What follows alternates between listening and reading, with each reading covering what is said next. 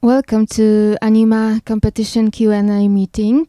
My name is Agnieszka Zając and I will be moderator of meeting with Anna Samo, and director of animation Conversation with a Whale. Anna, are you with us? Hello. Hi. Hello, Anna. Hello, New York. Hi. How are you, Anna?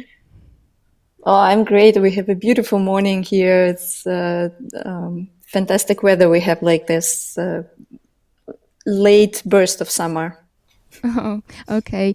To all my friends who are dancing with their demons and talking with their whales, this is the last sentence in your film. Tell us something more about this dance with demons and talks with whales.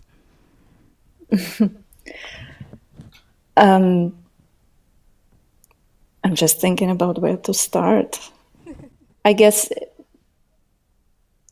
this film became, it's a conversation with a whale, and I guess it's something, why do I do what I do?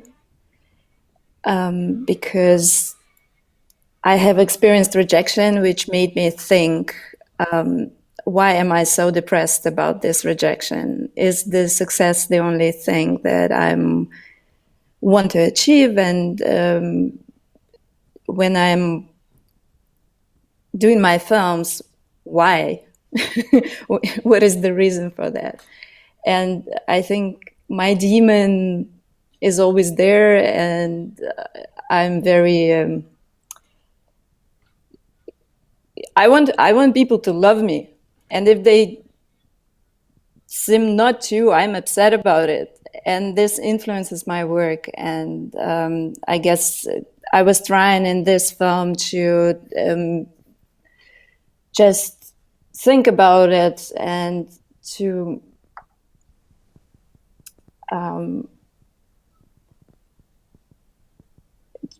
to some kind of conclusion, which for me personally was that, yes, my demon will never leave it, but I also have a whale, and this is why I'm doing what I'm doing, and not because I want people to applaud me.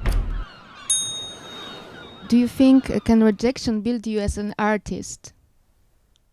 Yeah, definitely. And this is something that happened to me as well, because it made me think. My student films were very successful. I was kind of get used to it. Yeah, I'm doing something and then people like it. And then suddenly you are doing a film and it doesn't, then you something to think, okay, what is going on? Why people don't like it, and why is it so important to me? And for me, it was definitely the moment where I decided to focus on the process of doing animation much more than on the result of it. Because the result is, of course, important, but the process takes so much time that I just decided I need to make it more,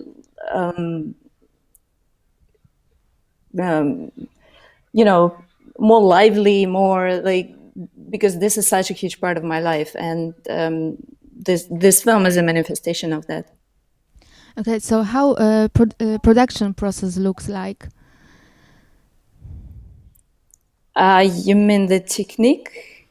Yeah, all pre-production. How did you make some research, or you find yourself in this kind of specific position, or you had to have a mood to make some one step of your animation?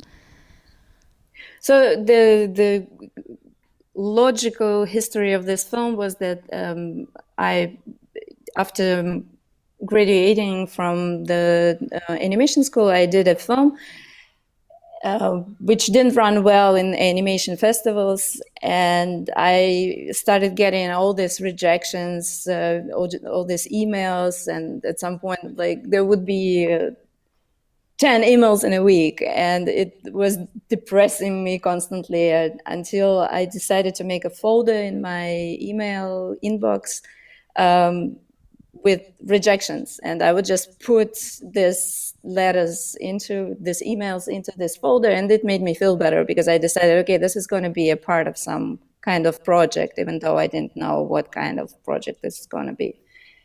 And then because I came to the conclusion that my process before that was very stiff, because I was always doing storyboards, animatics, was kind of planning everything ahead. And then the process of animation would be just the, kind of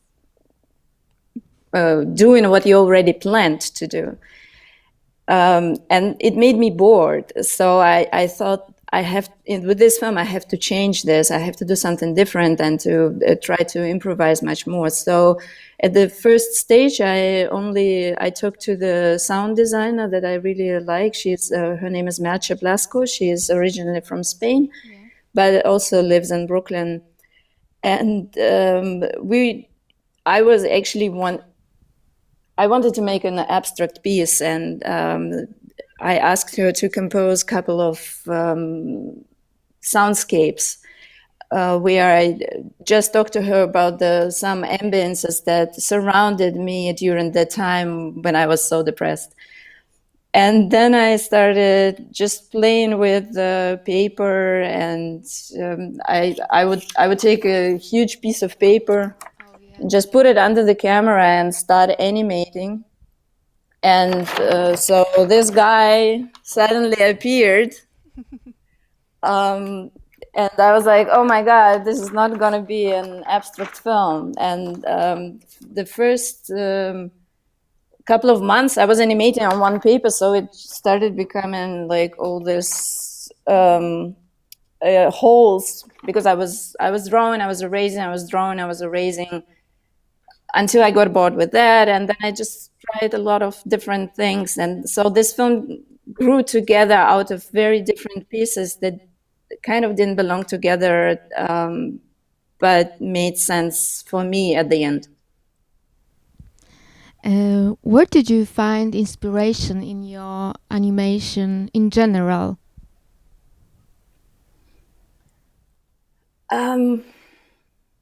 Everywhere. You look at people, you look at around. I love clowns. Like a very big inspiration for me is a physical theater and clowning in general. I think I come from the more, like the only still image is not interesting for me. Like making a still image I'm not interested in that. I need this development in time,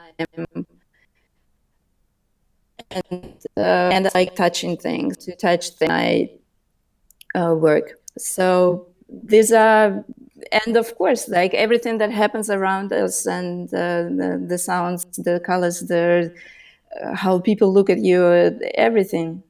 It all goes into it. How do you find yourself in this pandemia time? Do you currently working on some kind of project, maybe? I always work on a couple of things at the same time. They all are in different stage, and I guess same as many people, I go through different phases. And because here in New York, we haven't really been back to normal since the beginning of it, since March. And I have 2 kids that had to stay at home for more than half a year. My younger daughter just started going to school, and my son is starting next week. So it's been kind of a roller coaster for all of us, but it didn't only had bad moments. It also had some positive moments. And I work on I try to work on two projects right now, and one of them is going to be a kids film that was conceived a very long time ago. And I'm working on it together with a colleague from Berlin. So we are now in this early stage of development. And then I have another personal idea that was inspired by the pandemic, but I don't know yet where it is going to. Do you think Pandemia will change animation market? Because I found it's like lots of Pandemia film festivals, so everybody will create some project about Pandemia, but do you think it will change our animation environment?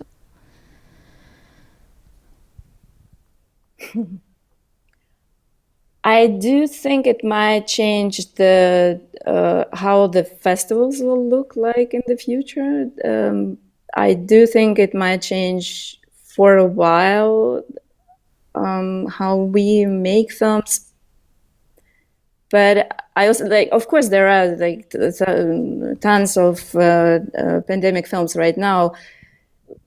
But honestly, not all of them I would like to watch, because it's all around us, and I'm tired of it already.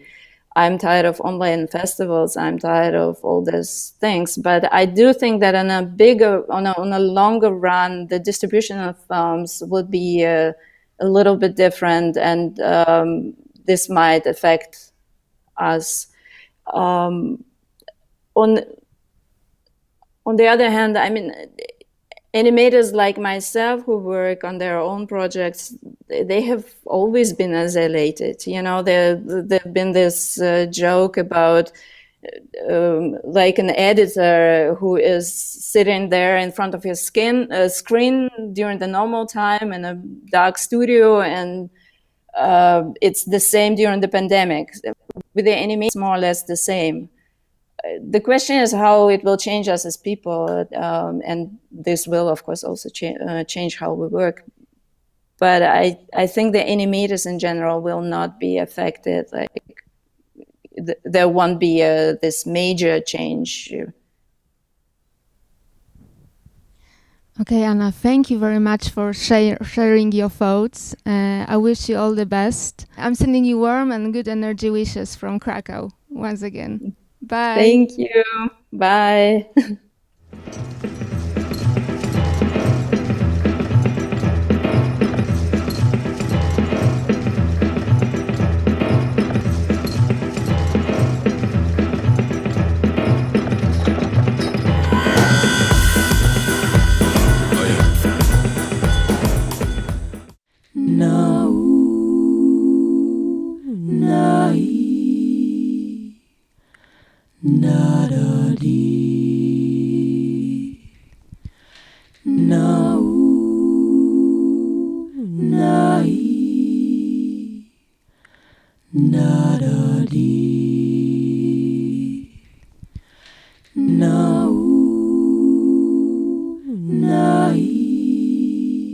Na-da-dee.